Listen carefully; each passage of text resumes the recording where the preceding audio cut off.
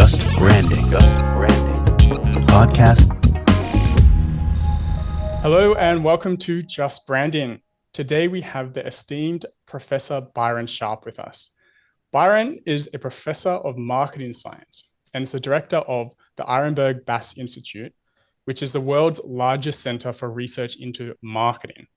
His book, How Brands Grow, What Marketers Don't Know, has been called one of the most influential marketing books of the past decade. It's helped uncover scientific laws about buying and brand performance. In other words, this is how to grow brands based on science. So today we're going to delve into these strategies with Byron and ultimately help you grow better brands faster. So welcome to the show, Byron. Thank you. Good morning. Yeah, pleasure to have you. Morning here in Adelaide. Yes, it's morning here also. Evening over here in the UK, but you know, it's fine. It's morning where you are, so we'll go with that. Good morning, everyone. Cool. Well, we're going to jump straight into this. We've got so much to cover, but I first want to know, like, how did this come about? How did you come to write a book about buying behavior and then growing brands? I'm the director of the Ehrenberg-Bass Institute, and which is a large university-based research institute, and we're completely sponsored, completely funded by real-world companies, and we have advisory boards in Europe and the US and Australasia. And I can't remember which board it was, possibly the European one, first suggested that they needed a book. They needed a book, you know, so they could give to the CFO and CEO and say they were making changes in marketing, but at this time there was some serious evidence behind them. So they asked us to write a book on our sort of older fundamental findings, you know, put them all together in a package, which sounded a bit daunting first of all, but it did occur to me I did have presentations that I'd been doing with executives, and I could use those. They formed the structure for the chapters, and away we go. So I always joke it needed to be a the brief was it has to look professional, you know, it has to have a prestigious publisher, and we got Oxford University Press, you know, aren't too shabby on the prestige front. Has to be hardback, because this is all to impress the CFO or the CEO. But that's the last thing you do if you wanted to write a book that sold a lot, you know. Yeah, but it kind of sounds like it was the golden ticket for execs to like hand over to their CFO. It's like, look at this, now give me money. Yeah, well, not quite that blatant, but at least I think it has ushered in a lot more credibility for the marketing department and an understanding more. Finance people love it, you know. It gives understanding of what marketing people are doing and also how they should be judged. Well, let's dive into it just so people are aware of the book. There's two of them actually, part one and part two. Can you just share what the book's about and some of the core principles in the book? I know there's a lot to unpack there, but just like a high level overview, no, just like the overarching. Well, what it does, what I think why it got so much attention and indeed today is still, you know, selling well, is because it's the only book that was the first book, you know, that really introduced scientific laws, and you know, it's a rather radical idea that there could be laws in marketing, which you know, not thou shalt laws like, you know, you must do this, but recurring patterns in the real world in the same way that we see them for, you know, chemistry and physics and biology and all sorts of other things. So in that way, it's not radical, right? I mean, why shouldn't there be markings in the real world? Why shouldn't there be reoccurring patterns that allow us to predict and then explain? So, but it was a bit of a, you know, marketing was a real anything goes discipline, you know, and the idea was, well, two ideas. One is that we were a creative discipline. So, you know, hey, don't question me, it's creative, which is valid, I think, for the creative part is totally valid. But the analogy I use in the book is architects work in that world too, right? They're pretty creative, I would hope.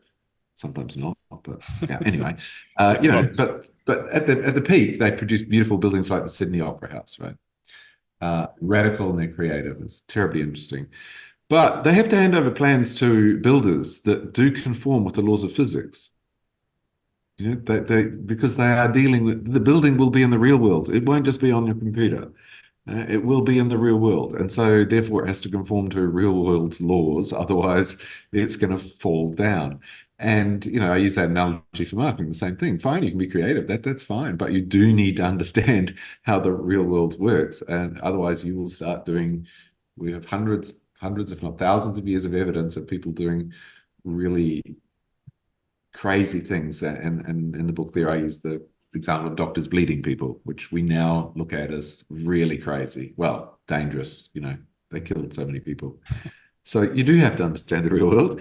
And, there was nothing like this. I mean, when I went through university, we had big, thick textbooks from, Philip Kotler and Carthy and Perot and others. And there's nothing in there about predictable patterns. I'll give you an example. Some textbooks mention the 80-20 law, rule, and that sounds like a scientific law. That sounds like that, but they never present any data or evidence. And it turns out actually it's wrong. There is an 80-20. Well, the remarkable thing is there is a predictable pattern, but it's much closer to that your top 20% of your customers give you about half your sales, not 80. It's not that extreme. And the bottom 80% of your customers, they give you your other half. So they're quite important, So understanding the real world really changes marketing strategy, and it gives you understanding, allows you to make predictions, allows you to realize that some things just, no matter how well you execute, some things aren't going to work.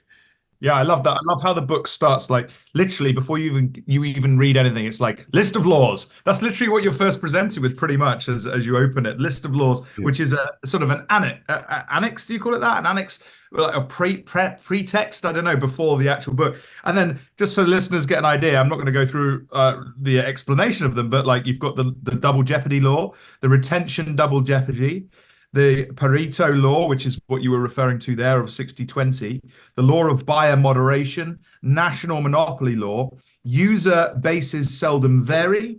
The next one is attitudes and brand beliefs reflect behavioral loyalty.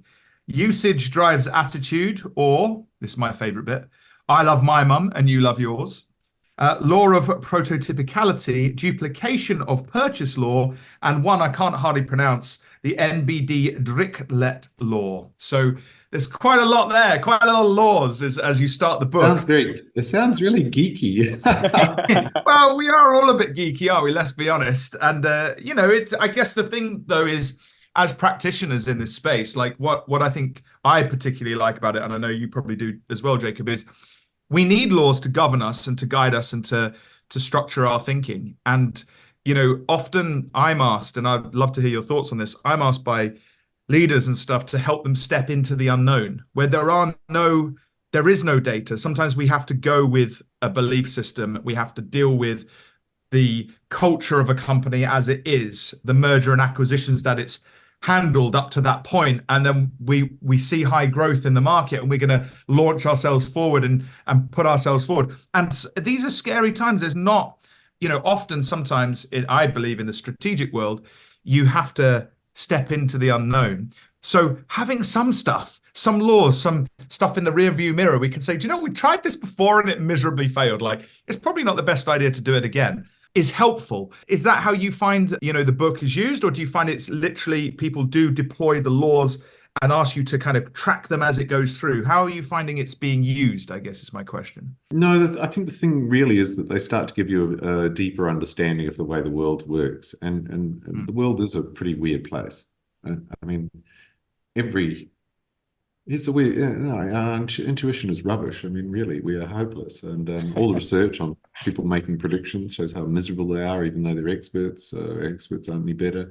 It is, yes, it's a very difficult place. So you need some sort of guidance. So yeah, a doctor in a war zone, patient comes in, there's no data on them. They don't have any of the past history. They've done no scans or something. And, it's a bit like a, strategy entering the unknown, but they have to do something.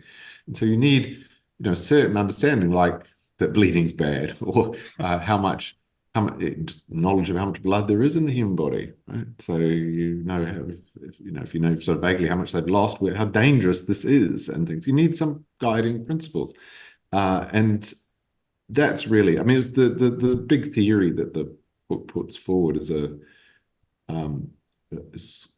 I think we've just written a journal article saying, sort of pointing out to academics what a big change in thinking this was from a 4Ps, do stuff and then things happen immediately in the marketplace, to, well, no, actually what you're really doing is building two market-based assets, which is mental availability and physical availability. And everything you do today is moderated by those assets, and which are usually built by your predecessors and people before them and the people before them. It takes time, right? Yeah, it takes time. And so that changes your view of marketing and how you would measure it too, the things you're doing today. Can we just tuck into those two aspects, physical availability and mental availability? Because I think they are core principles, as you say, of the book. The physical availability, as I understand it, is access to buy, but please clarify me if I've got that wrong. Yeah. So some people get rather pedantic, will say, but I can buy on my phone now. It's like, well, yeah, well, I don't think okay. That's physical availability still, right? There's still, one place you could buy. Yeah. Yeah. So yes, it's access, how easy. And so being easy to buy is really, really, really important. And I think a lot of marketers just, they lose sight of that and don't audit themselves and things like, so do you take PayPal? Oh, no, we don't take PayPal. Right. So you've just made yourself harder to buy for lots of people. Lots of people use PayPal. They'd like you to use PayPal. Why are you sticking a barrier? It's so bizarre that marketers actually have lots of barriers, making it a little bit hard for people to buy. Why? I'll tell you why, though, because often those disciplines, like, for example, PayPal, the marketeers don't often see themselves like, is that my responsibility to get PayPal established in the business? Or, as a simple example, that's finance's decision. And I think what happens is you get this siloed behavior that puts up those barriers, like you were saying, but it's crazy. I mean, we hate it in marketing, right? When we get called the coloring in department. Yeah. Yeah. And then we'll say, oh, things like how people pay. Oh, that's not my responsibility. Right. Yeah. Oh, yeah. What? You are the coloring in department? Is that what you're saying? Precisely. So availability to buy, or physical availability, and then the other category of importance that you were talking about was mental availability. Is that, as I understand it, that's kind of the meaning I attach to that brand and the stories and all of the thinking and the practical usage of it and all of that side of things. What I think about that brand. Is that right, or have I got that wrong? You got that wrong a bit, yeah. Okay, good. Educate me, Professor. Okay. Let's go. We'll just flip it around. So well. Okay, you were. But what you're doing is saying, like, when I think of the brand, what do I think of? Right? Like, do I think they're nice people, or, deliver quickly, or destroy the planet, or whatever? But no, mental availability is around the other way. It's what makes you think of the brand. What are the things that bring the brand to mind as a potential to solve? Because you're trying to solve something usually. You're like, I'm a bit hungry, or I'm a bit bored, or or I have to get to the other side of town, or So some examples of this is like, let's say you go to the beach and you think of Corona if you want a beer, or you're taking a break, you think about Kit Kat or something like that. You tie in an event or a time period to that product. Yeah, well, it can be all sorts of other things, all sorts of what we call category entry points, things that trigger that. But that's mental availability, and it very much is. So the really surprising finding is that's branding, right? That is 99% of branding, is making a brand look like you, right? And trigger at certain buying things. Whereas previously branding was always portrayed as a sort of rather mysterious thing of, we'll imbue the brand with all these special values, and it'll make people it'll lure them in and they will buy it because it's magic. They just love it, and they don't even know why they want to pay that huge price premium, right? This is what was sort of pitched to the CEOs and things, and actually a lot of them believed it, but they didn't like it because it's very it is a bit mystical and things. But it turns out, no, the world's actually a lot more sort of down-to-earth, prosaic thing. You buy the brands that you think of more often than the brands that you don't. And so for that, branding becomes horrendously important, but not for these sort of mystical things. Branding becomes so important because people look at a crowded screen or store or something or street, and they need to see you. Yeah. Yeah, they need to see you for those two reasons, as you say, the mental triggering, and also it has to be easy to buy for physical availability. So, yeah, that's I use Subway as the example in how brands grow, because Subway is one of those things where if you look back at it, you're like, oh, damn, why didn't I think of that idea? It's like sandwiches, right? I mean, in the whole fast food category, which is a big growing fast food, convenience, snacking, it's just keeps growing. Has for 100 years. And your sandwiches, they're really popular. Jeez, aren't they? Right? But they're all sold by all these fairly unbranded, like little convenience stores. And there's no brand of sandwiches. And so they branded a sandwich shop. And it's your personal view whether you think Subway are any good at making sandwiches. But the fact is, they're still a fantastic brand, right? Yeah, I had a story about that. I don't know, I read it somewhere, but the guy that did it, and I don't know his name, so apologies if he's listening in. I'm sure he's got better things to do than listen to our podcast. But if he was listening into, apologies in advance, message us. But the thing I was going to say was, apparently he had one of those classic sandwich shops that you're talking about that just made loads of sandwiches, and then he just kept adding new. The shop down the road would have now some special chorizo or something, and then everyone would go crazy on chorizo, and he kept adding to the stock, and it was becoming a nightmare to manage all those different things, different types of bread, different sauces. Everything became, and he was thinking about it, and he was becoming less and less profitable, and he thought, like, what if I just took my most popular sandwich that I make, and that's the most popular one, and I just literally narrow in on that one. And that's what he did, and it was the submarine roll. And there were a few variations, but ultimately it was the sub, and that's where that's the rumor anyway. That's the urban myth where Subway came from, and so that's why it became so popular. But the key thing was the branding, and that you opened a second store and a third and a fourth and a fifth and a sixth, and they all looked exactly the same. Yes, and therefore owned the mental availability, and then made it more accessible as it spread throughout the universe. So yeah. And for most of us on the planet, we had no idea what a subway, what does that even mean? Submarine, no one knew. I still not don't as weird know. as Starbucks. I mean, that's completely weird, right? But we know. Yeah. You see the thing, Starbucks, you know exactly what it is. You know what you're going to be able to buy. It's fantastic mental availability. And if anyone ever asks you, like, why are they called Starbucks? You're like, I don't know. Because they want to make a lot of bucks out of us. Maybe.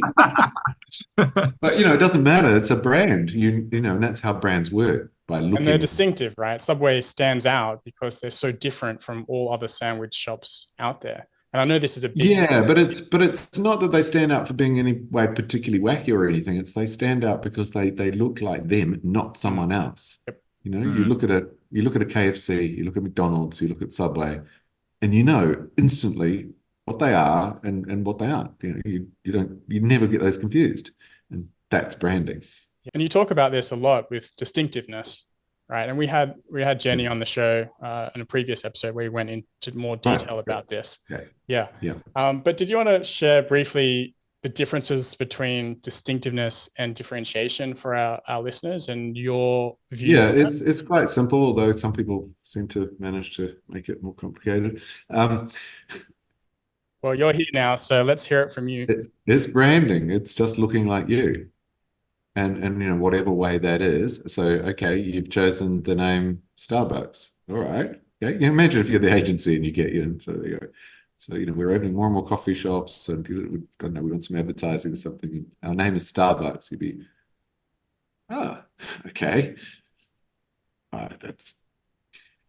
That's weird, but whatever. Yeah, we just go with that, and that's, that means you are you. Starbucks is not Dunkin' Donuts.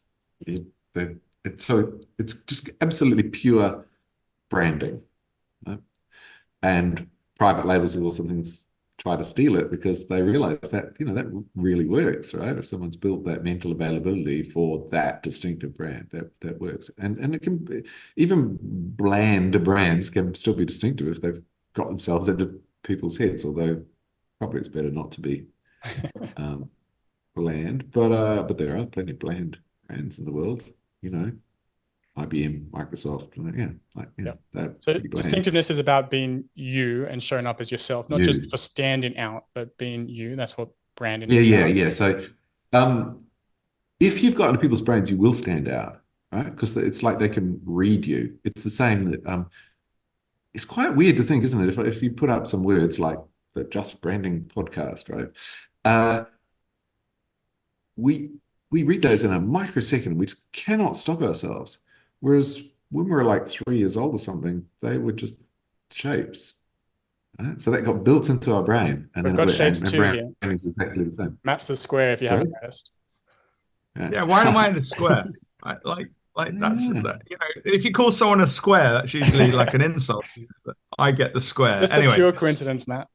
Right. I'm sure. But the key thing, the key thing with branding is it's not about meaning and stuff. We don't think about this stuff. You know, as I always point out, no one ever, well, no one. The world's a big place. There's probably some weirdo who went, why does McDonald's have a Scottish name? Yeah, but most of us didn't.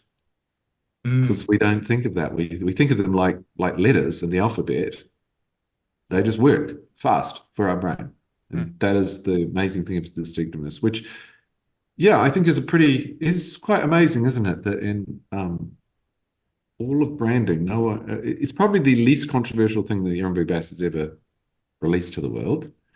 And everyone went, oh, yeah, that's important. Distinctiveness, yes, absolutely. Distinctive brand assets, characters, logos, yep, absolutely. And then you're like, well, how come this was not in branding textbooks and marketing textbooks before? Yeah. I love it. You get some people go, oh, I've talked about that for years. And you go, really, have you? Can you? Love to give you credit for it. So where did you write about that? Yeah, I got a research assistant go, back through, business magazines and things going back.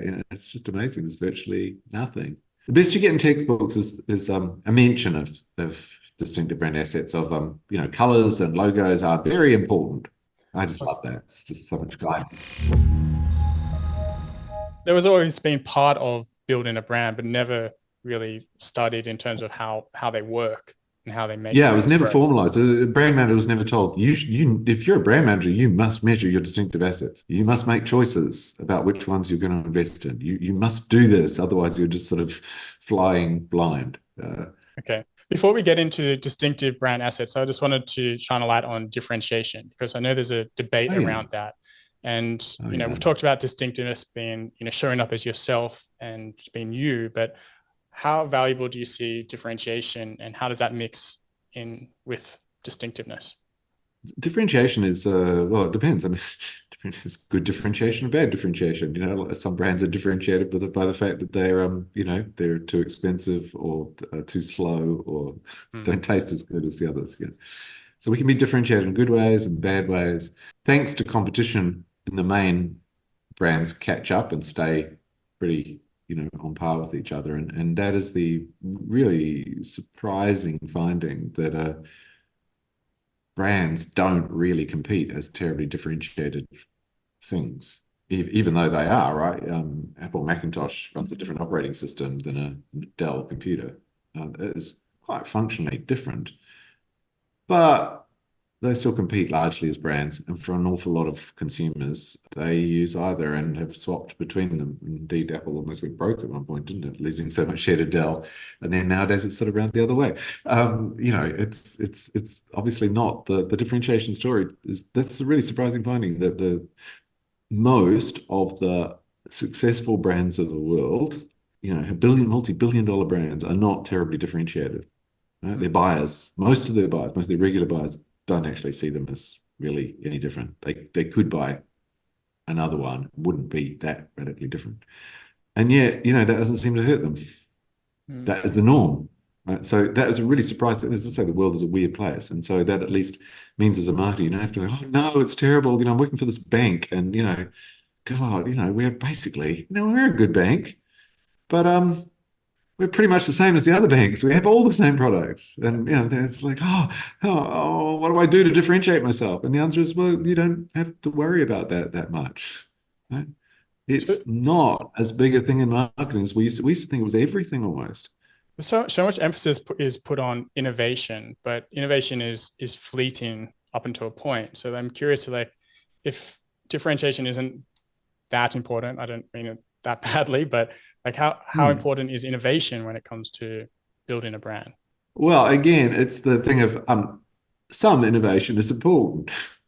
Because, Yep. sometimes you have a radical breakthrough and it really gives a huge benefit to the world and you're highly differentiated in a very good way. And that's fantastic. Most innovation is not that, unfortunately. Most of it is just little things that are trying to tweak and keep us undifferentiated. Like the way that, Subway will do, chicken sandwiches and KFC will do, chicken burgers and McDonald's will do chicken burgers. Mm-hmm. These might be seen as innovations for them at the time, but they're largely just about sort of catching up. So, look, hey, we'd all like to invent the iPhone, but let's be honest. Even for an amazing company like Apple that does it, which is a serious R&D company, right? Spent billions of dollars on R&D, they don't come up with those things very often. No. So just to be clear here, and forgive me if I'm gonna make another blunder, but I'm gonna blunder my way through as you. It's useful, isn't So it? Yeah. so if let's say you've got a business, they create and they've got an innovation that's really unusual, and it creates its own kind of magnetic pull, its own marketplace, almost its own category. Yeah. That as you sort of hinted at, does seem to be like kind of a holy grail. Like if you've got that innovation, good for you. But for the rest of us, where we're in existing marketplaces with existing norms, like the aim of the game there, from what I think you've been saying, is don't try and completely rip it all up and start again. Just do what you're doing, but just do it in a distinctive way so that you're recognizable, so that people can buy from you easily, so that you can create a mental availability in their minds. Is that the sort of thing that we're driving at here? Yeah, it's like it's a bit like the old adage, or it's something like this lovely adage, is like 99% of success is just showing up, or even creativity or in science, it's mostly 99% perspiration, not inspiration. Well, it's the same. 99% of real world marketing is about building mental and physical availability and treasuring those assets and making sure they don't erode when you've got hundreds of competitors who are trying to do that to you. So when Apple made the first iPhone, yes, that what they should have done is roll out mental and physical availability as fast as possible, because eventually some other people will come along and build an operating system called Android, and they will make phones too, Do you think this is sort of part of like the business, I don't know what the correct term would be, but like the life cycle of a business, like it, or, if you like, or a category, if you like, of businesses within a category. So in other words, if you're first to market with something unusual, or very early to market with something unusual, then play the game of differentiation. If you've genuinely got something unusual, go for it and really emphasize that. But if you haven't, own up to that fact, be okay with the fact that it's familiar and similar to other people, and then play, and then don't emphasize that. It's because as a business sort of enters a market, grows, and then eventually dies at the end, hopefully, it's going to keep innovating, but rarely do those innovations kind of go to the point where they first started. So if I take Coca-Cola, for example, whoever came up with Coca-Cola, first of all, it tasted great. It was they made it available, mental availability followed.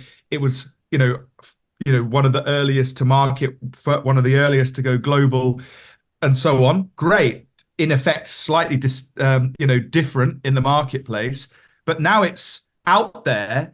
Now its job is not to be different anymore. It's not different. We've got loads of competitors coming up behind it. Now its job is probably wasn't different for almost from day one, right? I mean, I think probably not. Fair play. Probably, Pepsi was so around. it's really, so you look at that and then go, yeah, so really there's a lot of serendipity and there's a lot of other things. And this is the rewriting of the textbooks, because the textbooks were thou shalt differentiate. You as a manager should be spending 90% of your time thinking about this and measuring your differentiate. This is, no, there's a lot of other much more important things. Maybe that was a bad example, but yeah, okay. Yeah. And always some people say, how would you, if you're differentiated, you'll know. Just ask an 8-year-old kid, right? If you have to commission some fancy market research to measure it, then you probably haven't got any. You'll know it. My 3-year-old sees the McDonald's M on the highway and knows straight away what it is and wants to go there, playground, food, all that. So it's already in their brain from that young of an age. Oh, yeah, well, that's the distinctiveness. Yes, yes, yes. That's amazing. Yes, but likewise, he probably likes some other places too. And if you offer those to them, he likes those too, and indeed does buy other places. Probably doesn't turn down KFC or Pizza Hut or whatever. So it just reorders our thinking and makes us. It's interesting from the design perspective. It makes us realize that wow, okay, so distinctiveness, those colors, logos, fonts, and how we're disciplined in using those in the world, and also creative. They're a lot more important, right? This idea that, oh no, that's just the coloring in stuff, and this product will sell. I mean, you have. We'll call it old textbooks. We talk about, we're almost anti-marketing. I wish people would just make vastly superior products and vastly superior service, and then they wouldn't have to do any advertising and worrying about that other stuff. All around the world this year, there'll be people leaving, university with architectural degrees or accounting degrees or something, and off to create their own little company. And you'd go, right now, remember, you've got to be terribly differentiated. How? I want to provide good accounting services. I want to be a good architect, but I'm essentially going to do the same as all my classmates, and that's okay. So what about some other angles of differentiation? So as designers, you'd look at competitors and, they all have a certain style about them. There must be some value to differentiating from the marketplace and having a unique look and feel. No, this is about distinctness. Sorry, I should have said the definition of differentiation is not about. It's about giving something that's valued by the buyer as some sort of benefit, right? The fact that Coca-Cola comes in a red can doesn't give you any benefit over a blue can. It doesn't really matter to people, but it matters. It matters a lot. It's branding. Yes, that matters a lot. So if you're asking, and this is, distinctive asset management, should we okay, all the other chocolate bars are in red and black and brown. Shall we do something different? And our chocolate bar will be green or white. You have to research that, because while that sounds good, because it's going to be much easier to be distinctive, right? We're the green chocolate bar. It can also really backfire in that people just don't see you as a chocolate bar, and that, of course, would be death, right? Yeah, there's a lot of variables to consider. The context matters. Yeah, context matters, and some things you cannot decide by yourself. You have to get out into the real world and do some experiments and interview consumers, because we might have loved the green wrapping, but they all thought it was not a chocolate bar. Oh, rats. But sometimes those things happen, don't they? Because if you think of Method, I don't know if you're familiar with that brand. They make beautiful cleaning products, and package them in a really almost like a beautiful way. Prior to Method coming along and doing that, Aesop would be a fantastic example of that. Yep. Great. Yeah, I mean, prior to that, everyone was bottling stuff in whatever they could get their hands on in a very robust, ugly kind of way. And Method took a classic, typical way of doing things and differentiated, can we say that word, in that market by doing it slightly different? Or maybe would you call that distinctiveness? I'm getting confused. That was distinctiveness about their brand. But I also believe Method was one of the green, new wave of green. Yeah, there was that as well. Yeah. But that differentiation sort of disappeared, hasn't it? Because yeah, they were more distinctive. So that's an example of distinctiveness, folks. Don't get confused like me in my old age. And it is, to be fair. The simple way to think of it, because the legal courts make a very clear distinction on this. If you're better, I suppose, or worse, but if you're better, if you give something to consumers through differentiation, our interest rates lower, our microphone is more sensitive, our, TV is brighter, whatever like that. If someone copies you and you take them to court, the court will look at, well, do you have patent protection from that technology or that process or something? And if you've got that, you're allowed to stop them but only for a while, and then it lapses. But in the main, if you don't have that, the courts go, well, I'm sorry, that's competition. It's you made something a bit better, and everyone went, yeah, that's a really good idea, and they're allowed to copy it. That's called competition. That's fine. But if it doesn't give benefit to the consumer, it just does branding. It just makes you look like you, and someone copies that, Yes, you can take them to court. And if you can convince the judge that that's our distinctive asset, that gives us mental availability, and they're trying to look like us, you can enforce that. And you can enforce that for hundreds and hundreds and thousands of years, right? Because the courts make a very clear distinction between differentiation and distinctiveness. And distinctiveness is branding, and that you're not allowed to do. You're not allowed to steal someone else's stuff on that. I use the example often of someone must have made the first remote control on TV, and consumers went, "Oh, this is awesome!" Right, particularly men. I don't have to get off the couch. Wow, this is fantastic, right? So it would have given them a fantastic sales advantage, right? And so it's not possible today to buy a TV set that doesn't have a remote control, is it? No, they all copied. And, there's just no way. So that one who did it first, it's like, oh no, but I'm sorry. Yeah. Well, innovation can be fleeting. You only for a while will you have that advantage, then you become like everyone else. But I can't make a chocolate bar and call it Cuts Kit. Very I simple. can't do that because they will take me to court and say they're trying to look like us. And so distinctiveness is different. Okay. So let's just recap what we've talked about, and then we'll make a little shift. So we've talked about, a bit about your book, mental and physical availability, distinctiveness and differentiation, and how these distinctive brand assets work. I know you have an event coming up, in the US, Singapore, and Europe around how brands grow, but it's tailored toward execs, right? So what is this event about? And are there any strategies that you're talking about here that, we haven't talked about that are worth talking about? Okay, well, I don't know how long this podcast is going, but they're like a 3-4 day event. So yes. Well, let's just high level. They cover a lot more. So what they are is they're a deep dive into, we call them How Brands Grow for executives, meaning that individual people can sign up and come along. So that's the executives, and we call it How Brands Grow because that's sort of, it's going to cover fundamental things, but it's a very deep dive. So I absolutely promise anyone who's read How Brands Grow a dozen times is still going to learn new things if they come to this. How Brands Grow is written. Can you give us some goss? What are some new things? It really is a deep dive. So there's a difference between, there's all sorts of different levels of learning, right? You read How Brands Grow or a book, or you read something about, I don't know, evolution, natural selection, and you get, you go, oh, right, okay, I'm familiar with that now.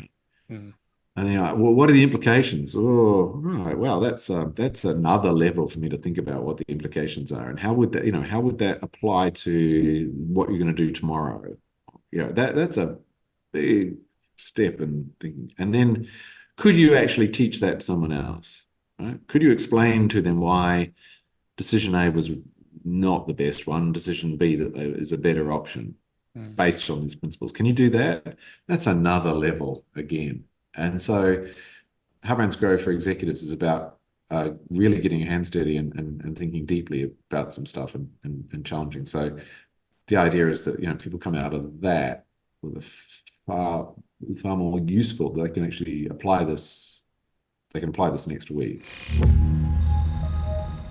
Okay, so you're taking the knowledge and applying it in a meaningful way.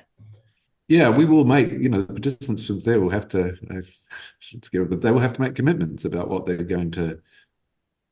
changes they're going to make, what things they're going to do more of, what things they're going to do less of, what things they're going to stop. So decision making. We've done this for the sponsors many, many, many times, right? But inside the corporation, it's the first time that someone who's not a sponsor of the Ehrenberg-Bass Institute can just get out their credit card and come along. So yeah, we know they have amazing events. I'm gonna enjoy them. All right. Well, thank you for sharing that. I wish there was some more goss you could share, but I understand you have to be there too. You did try. I did try. Well, I don't want to take away this, but also some of it is quite deep. You put someone through an exercise for an hour where they've got real data in there. And they're working through and comparing this. This is a podcast. We have to keep it light. Let's shift here. I want to get into some things that grind your gears, like misconceptions around growing brands. Like, what are some misconceptions that you see in the marketplace that gets you? Oh, what does annoy me? I love there's a little industry that loves to like I mean all, what do Taylor Swift haters gotta hate, There's always some people who want to, sort of big note themselves and things. So they'll say, oh yes, it's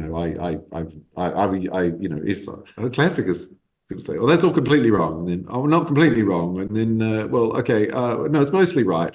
But yeah, I always knew it anyway. Okay. Right. So I don't, so what grades I get? People who on one hand will say things like, oh, Ehrenberg-Bass Institute are black and white. They're too dogmatic, we need nuance and context. Okay, that's great. And then they'll put up some stupid straw man type argument of like, Ehrenberg-Bass says there's no differentiation. And we don't say that. We say the opposite always. So, they put, straw man is where you put up an argument that's so easy to knock over, right? So you say people are saying something that just isn't. Ehrenberg-Bass say there's no loyalty. No, actually, we say the opposite. We say loyalty. If you had to describe consumer behavior, the most fundamental thing about consumer behavior, it's that consumers are naturally loyal. They just keep going back to the same brands that they find easy to buy, right? Because of their mental availability and because of the physical availability where they live and things. And so it's the most fundamental thing. So we don't say there's no loyalty, we say there's absolute loyalty. But what we do say is you're going to get the amount of loyalty that you deserve given how big your brand is. You can't just magically go, no, I'm going to do a small brand that gets hyper loyalty. It's like, no, you can't. So do you think the larger the brand, the more loyal the customers are? Is that like a general rule? Yeah, that is the Double Jeopardy Law, which says that bigger brands, which have vastly bigger customer bases, how do you have more market share? You have to have more people buying you more often, right? Or you could have a few people buying you a lot more often. Yeah, but Double Jeopardy says, no, it's always the same. You have a lot more people buying you, and they're a little bit more loyal. All right. A little bit more loyal. If you get to be a super duper huge bank, you will get slightly less customer defection. Not a lot, but a little less customer defection. And we now know why. It's because big brands are sort of hard to get away. They're harder to get away from. It's easier to forget a small brand. Right? It's easier to let a small brand drop out of your life. It's hard. I always joke that most times when I eat at McDonald's, I say to myself, never again. Yep. But I know I will, right? I mean, it's pretty, amazing brand, physical and mental availability. I know that I'm a light irregular McDonald's consumer, but I know the whole menu. I know the prices I pay. I know where the stores are. I mean, I know what they look like. Wow. Yeah, right. Wow. That's why it's a very big brand. So big brands get a bit more loyalty. And so it annoys me when people say things like, Ehrenberg-Bass says there's no loyalty. It's, oh, jeez. Yeah. Okay. They've taken things out of context. Yeah, it's just, some people have just been smart Alex, really. They want to say, look at me. Look at me. I'm so clever. And I think, if you've got a genuine gripe, if you think we are underplaying the importance of differentiation, say, but don't just go, I don't believe I don't like it, or put up a straw man. Go collect some evidence. Go do something proper that we can do. And don't do weird modeling that no one can tell what you've done. No, do something like we did. We put out real world things that anyone can check. Go do that. Okay. It's like, you can't just say, I don't like it. Don't like quantum mechanics. I don't understand it. Well, yeah, most of us don't. It's really weird. Yeah, but anyway, it works. If you want to dismiss it, you're dismissing the last 100 years of modern physics, which means you need to do some work, not just say, well, I don't like it. So I've got a question. Do you find a lot of your research is B2C, at least from what I can see? Do you find you can go to the Ehrenberg-Bass, website, and there is a free huge report on B2B. Excellent. I will do that. So, but anyway, seeing as you've done that, then that follows on nicely. Do you find that the laws shift at all, or do you find them always the same, whether we're B2B brands or B2C brands?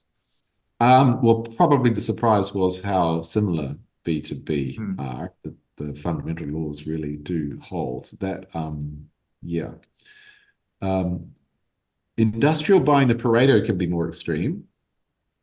In that your top 20% of customers can give you a lot more of your volume. But that's because unlike households vary in size between sort of one and, well, actually they don't, they're mostly sort of 2 and 3, right? But there's a few of, 4, 5, 6, but not many. Whereas when you're selling to firms, you can be selling to a firm that employs 50,000 people and a firm that employs 5 people. So there's way more variation. So that's a difference. What are the marketing implications of that? One of the most simple segmentation things for anyone in B2B is how big's the company that we're selling to? Because that'll give you a really, all segmentation things should be really simple stuff like that. Gives you a really good idea about how much they can buy from you. They've only got 5 employees. Well, that does limit the amount. Yeah.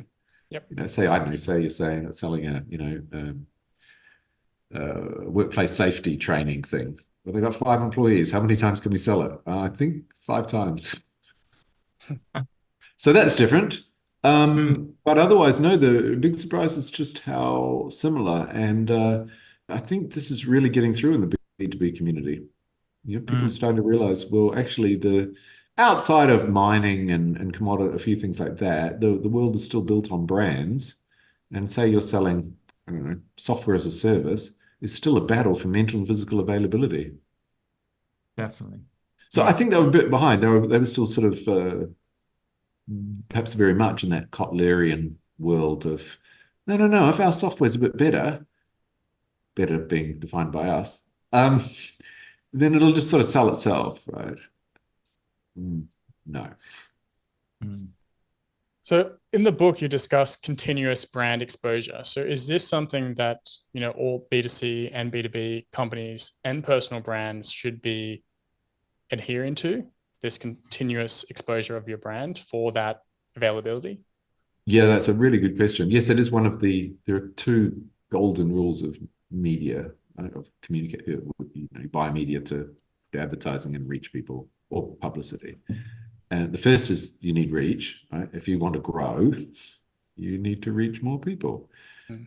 If you can potentially sell to, say, your market is 1 billion people on the planet are in your market, then you need to reach all 1 billion of them. The second thing is, well, I probably have to do that more than once. Yeah, you have to keep on doing that, on and on and on. So the second golden principle is, because we don't have limitless money, is spread your money out. That's the cheapest way that you'll get more reach and more coverage in time if you spread it out. Unless you've got massive, but if you've got a massive budget, then sure, hit your buys twice in a day, or 7 times in an evening. Yeah, but most of us don't have anything like that. So spread out. Don't run an outdoor campaign for 3 weeks and then have all the other weeks of the year that you're not there. That's simple. Nuts. Spread it out in time and in place too. You see, outdoors is a great example. You can see an outdoor ad, and then you walk 100 meters and you see the same one again, and you think either their budget is enormous and they plastered these over the whole city, 100 meters apart, or they've spent too much of their money on this road. I bet there'll be hundreds of other roads with just as many cars and people walking along them, and you're not there at all. And that breaks the rule of spreading out. So yeah, it is I think as a good practice rule, I don't know of any. Oh no, sorry, I do. She said, would it be everywhere? No, you'd break that rule if you had a time constraint. If you were like launching a new movie, and this, it's going to be opening in cinemas on Tuesday, and then if we don't get a lot of bums on seats, it'll be gone, within a week or 2, and then you don't have the luxury of spreading. You've got to burn That's money. more like short term, though, isn't it? Like if you're playing the long game, like as you were saying, that you're trying to build the brand. A movie is a weird thing, right? It has a very short chance. Yeah. But I know what you mean. Like, I hear what you're saying. Yeah, you wouldn't then spread it. You'd invest and go bang, wouldn't you, as quick as you could, and in a very short, sharp way. Yeah. Also, if you were going broke, if you thought, we're not going to be around next year. Sure, there is no long term. But if you do, and most brands do hope to be around next year, then the best way to spend your money as far as media and communicating with people, is to spread it out. Because most people aren't in the market at the moment. So if we spend all our money this week, maybe 1% of our people were in the market this week. Right. So 99% of the people that we hit couldn't buy from us. We're going to. No. Oh. Right. I would have sort of preferred to keep some of my dollars back then, and so that I could reach them later on when it was a bit closer to when they were going to buy. Yeah. That's such an important point. And just to reiterate that, is like, most of the time people aren't buying, like ready to buy. So it's like that continuous exposure. And if you show up, provide value, build your authority, you build that trust over time, you can make that connection with the user, and eventually they may buy from you. So Yes. I love that. Jenny likes to say the biggest search engine in the world is between people's ears.